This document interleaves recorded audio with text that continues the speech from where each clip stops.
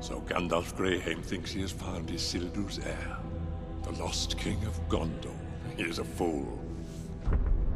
Sauron fears you, Aragorn. He fears what you may become. And so he'll strike hard and fast at the world of men. We must trust now in Frodo. Can you see the bottom? No! Mr. Frodo!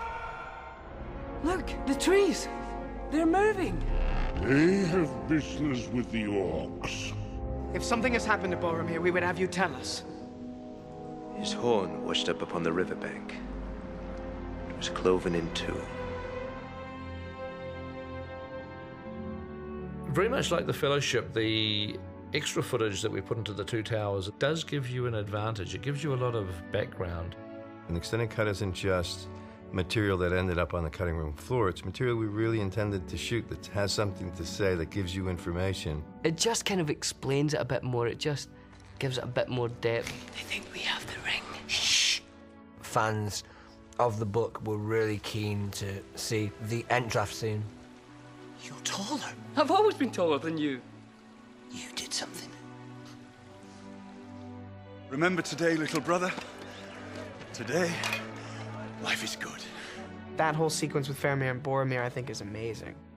I'm very pleased that it's in the DVD, and you do see Boromir with his brother and his father, and with the men of Gondor.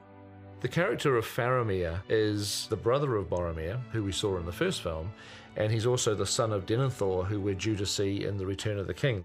And there's a sequence that we shot where that family dynamic is seen in flashback. He loves you, father. Do not trouble me with Faramir. I know his uses, and they are few. It's actually quite an important and significant linking piece that actually brings these storylines revolving around Faramir sort of together in this one sequence. It's an entirely new production for us for the DVD. We have to go right back to the beginning of the process: composition, orchestration, conducting, recording, specifically for these new scenes in the film.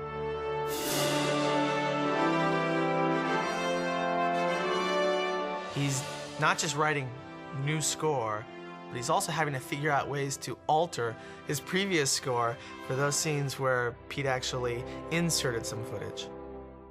The sequences are a lot more elaborate because, of course, you know, anytime we have Gollum on the screen, there's major effect shots.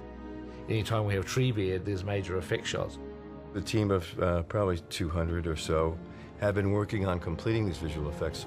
For the extended cut, we have about 200 new shots going in, and as Peter started editing, he would sort of take out entire sequences, and his sort of constant word was, "Don't worry, it's going to be in the DVD."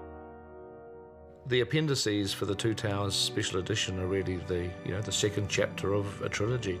The documentaries are all linked. It's all one story that is being continued every year. And action!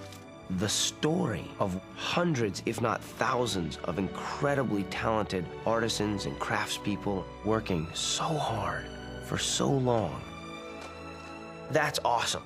When you start to think about the amount of time that people spent on this movie and the experiences they had, each one of these things is a major accomplishment and a major story. We have people from all over the world.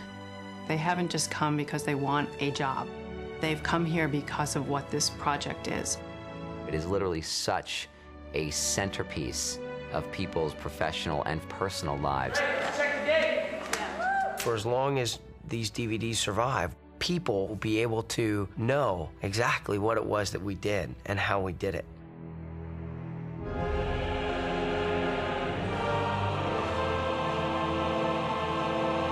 The city has been reclaimed for Gondor!